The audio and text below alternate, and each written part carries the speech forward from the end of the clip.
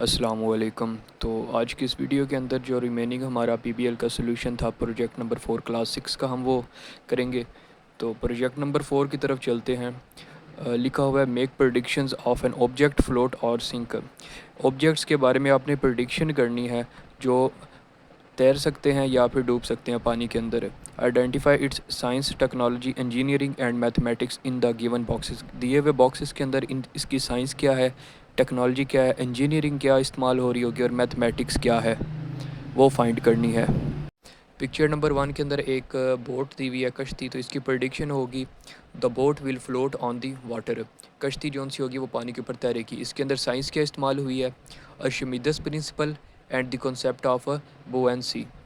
अर्शिमिदस principle है कि जब भी आप पानी के अंदर कोई ऑब्जेक्ट डालते हैं तो उस ऑब्जेक्ट के जितना अगर आप पानी लेते हैं तो उस पानी का वेट ऑब्जेक्ट जितना होना चाहिए। अगर ऑब्जेक्ट जितना होता है उस पानी का वेट या उस पानी का वेट ज़्यादा होगा तो वो ऑब्जेक्ट उसके ऊपर तैरेगी। अगर ऑब्जेक्ट का वेट पानी से ज़्यादा हो जाएगा तो वो ऑब्जेक्ट पानी में डूब जाएगी। सेकंड है टेक्नोलॉजी, इसके अंदर कौन सी इस्तेमाल हुई है। It involves features like bilge pump, navigation system and safety equipments. आगे इंजीनियरिंग क्या इस्तेमाल हुई है, design and construction of the boat है। बोट का डिज़ाइन क्या है और किस तरह वो बिल्ड की गई है वो इसके ऊपर डिपेंड करता है। मैथमेटिक्स क्या इस्तेमाल हुई है, involves volume weight and density for determining buoyancy of the boat. इसके अंदर मैथमेटिक्स के अंदर आप वॉल्यूम वेट और डेंसिटी कैसे फाइंड करेंगे, बुएंसी जो होगी बोट की उसको आप फाइंड करने के लिए मैथमेटिक्स इस्तेमाल करेंगे।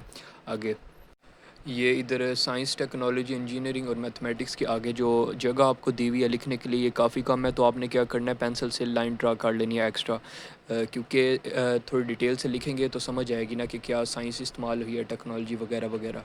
तो आपने एक्स्ट्रा लाइन ज़रूर लगानी है और जितना ये दिया हुआ है आपने मस्ट लिखना है। आगे नेक्स्ट पेज पर आ जाते हैं। इसके अंदर एक वुड दी हुई है। तो वुड के बारे में क्या कहते हैं, based on the density of the wood it is likely to float in water rather than sink. तो ये जो तस्वीरें दी हुई हैं इनके बॉक्स के अंदर जो प्लेस है मे बी इधर आपने उनका नाम लिखना हो या जैसे कि ये वुड दी हुई है, नीचे सबमरीन आबदोस दी हुई है और लास्ट पर आपको एक कॉइन दिया हुआ है। तो ये अगर आप मैम से कांटेक्ट करके अगर पूछ सकते हैं लाइट स्कूल वाले तो आप कंफर्म कर लें। अदरवाइज़ अगर नाम नहीं लिखना तो आप उसका ये बता सकते हैं कि ये पानी के अंदर डूबेगी कि नहीं और क्यों। तो इसलिए मैंने तो इधर ये लिखा हुआ है बहरहाल। आगे देखते हैं इसकी साइंस क्या है वुड की। साइंस दी हुई है it is based on the scientific concept of buoyancy. Technology क्या है, इट में इन्वॉल्व बैलेंस और डेंसिटी मेजरमेंट टूल्स। इंजीनियरिंग क्या है, इट में involve to consider the type of wood and its density to ensure the structure's buoyancy. Mathematics क्या है इसके अंदर, mathematics can be used to calculate the density of the wood using its mass and volume measurements. ये थोड़ा detail में है answer. तो आपने सबसे पहले ये लाजमी करना है कि लाइन को आपने डबल लाइन पेंसिल से आपने ड्रा कर लेनी है, तो ये आपने कंप्लीट लिखना है। अदरवाइज़ अगर नाम लिखना है तो आप सिर्फ लिख सकते हैं कि maths and volume measurement mathematics के अंदर। इंजीनियरिंग के अंदर आप स्ट्रक्चर्स बुएंसी भी लिख सकते हैं। टेक्नोलॉजी के अंदर आप बैलेंस और डेंसिटी मेजरमेंट टूल लिख सकते हैं। बहरहाल मैंने डिटेल से लिखा हुआ है, जैसा आपको पसंद आता है। अगर आप अपने मैम से कॉन्टेक्ट कर सकते हैं, टीचर्स वगैरह से, तो आप जो वो बेहतर कहते हैं आप वो लिख सकते हैं। सेकंड सबमरीन की तरफ चलते हैं। सबमरीन क्या है, if submarines density is less than that of the water it will float.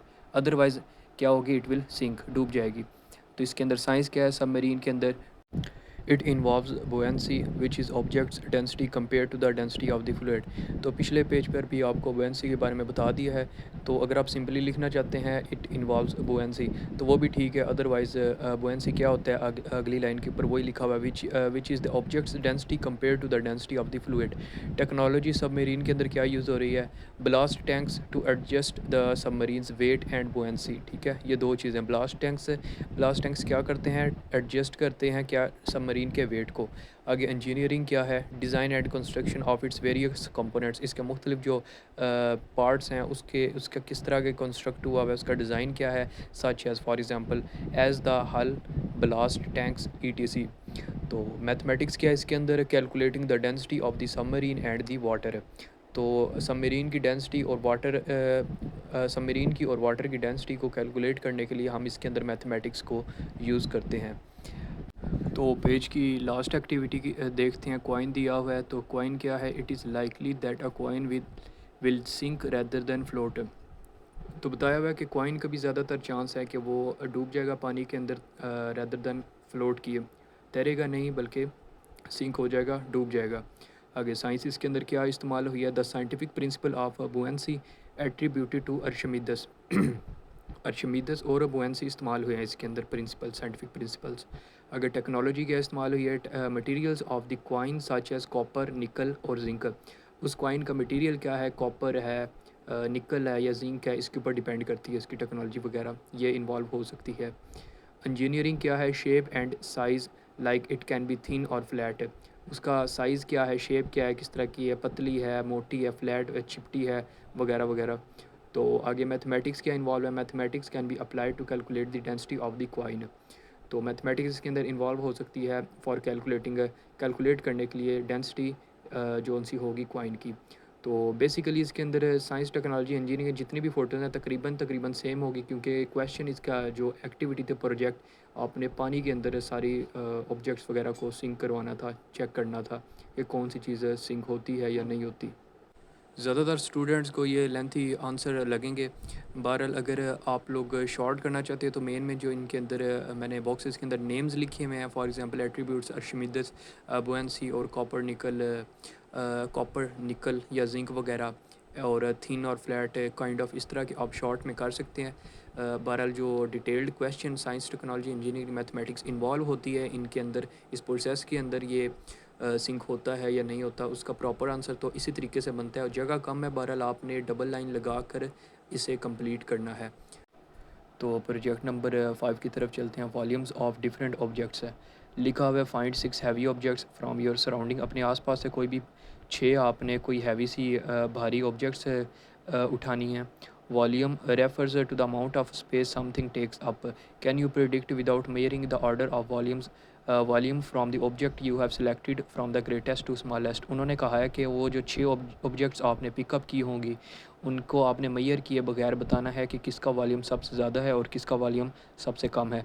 तो नीचे बॉक्स के अंदर ऑब्जेक्ट्स जो सी उठाई हैं वो आप देख सकते हैं। उन्होंने बोला है कि हैवी ऑब्जेक्ट्स उठानी है, तो टेलीविज़न, चेयर, बुक, प्लेट और मग और ग्लास। तो सबसे भारी ग्रेटेस्ट वॉल्यूम के साथ टेलीविज़न है, उसके बाद चेयर, फिर बुक, फिर प्लेट, फिर मग, और एंड में जो स्मॉलेस्ट वॉल्यूम है वो है ग्लास का। आगे उन्होंने लिखा हुआ है no test your no test your predictions by following these steps. तो नीचे आपको 5 स्टेप्स दिए हुए हैं, उनको आपने फॉलो करके प्रडिक्शन, आपने नीचे क्वेश्चंस वगैरह दिए हुए हैं, उसका जवाब देना है। तो क्वेश्चन 1 लिखा हुआ है विच item has the greatest volume. जो ऊपर आपने 6 ऑब्जेक्ट पिक की थी उनमें से किस ऑब्जेक्ट का वॉल्यूम सबसे ज़्यादा है? तो आंसर दिया हुआ है the item with the greatest volume would be the TV, television. तो टेलीविज़न जो सा उसका वॉल्यूम सबसे ज़्यादा होगा। तो नेक्स्ट अपना क्वेश्चन देखते हैं। आगे क्वेश्चन नंबर बी लिखा हुआ है विच item has the smallest volume. तो जवाब है glass has the smallest volume. अच्छा, क्वेश्चन नंबर सी के अंदर पूछा हुआ है हाउ कैन यू टेल, कि आप कैसे बता सकते हैं कि वॉल्यूम मेयर किए बगैर इनका वॉल्यूम ज़्यादा है और किसका वॉल्यूम कम है। तो जवाब दिया the chair, television and book have greatest volume. Chair, television और बुक का सबसे ज़्यादा वॉल्यूम है, बिकॉज क्योंकि ऑफ लार्जर साइज़, बड़े साइज़ की वजह से, शेप उनकी शेप जो सी है, एंड 3 डायमेंशनल स्ट्रक्चर, और उनका 3D जो स्ट्रक्चर होता है उसकी वजह से। आगे है while the mug, glass end plate have smaller volume. और जो सा मग है, ग्लास है और प्लेट, उसका वॉल्यूम कम होगा due to their conical, cylinder, flat और सिलेंड्रिकल शेप्स। उनके सिलेंड्रिकल शेप्स, फ्लैट, सिलेंडर और कॉनिकल की वजह से। आगे क्वेश्चन नंबर डी दिया हुआ है using the marking on the container to help you remember write your result here. तो पीछे जो एक्टिविटी दी हुई थी 4-5 स्टेप्स की, उसके बारे में दोबारा आपने बताना है कि ग्रेटेस्ट वॉल्यूम किसका था, स्मॉलेस्ट वॉल्यूम किसका था। तो टेलीविज़न का सबसे ज़्यादा था वॉल्यूम, चेयर का, फिर बुक का, प्लेट का, मग का और ग्लास का सबसे कम वॉल्यूम था।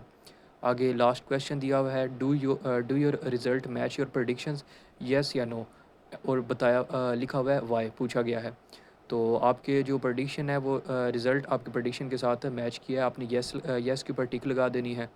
और आगे रीज़न वाई, तो जवाब में दिया हुआ है because television has the greatest volume because it is a three-dimensional electronic device that is larger in size and takes up more physical space। तो ये इसकी रीज़न है विदाउट मियरिंग, मेयर के बगैर जो रीज़न बनती है वो टेलीविज़न के सबसे ग्रेटेस्ट वॉल्यूम क्यों है वो ये नीचे लिख दिया गया है। बाकी जो उनसी नेक्स्ट पेज की एक्टिविटीज़ हैं नेक्स्ट से लेकर लास्ट तक मैं इंशाल्लाह नेक्स्ट वीडियो के अंदर अपलोड कर दूंगा। अगर किसी चीज़ की समझ ना आए तो कमेंट के अंदर आप लोग पूछ सकते हैं। Thank you.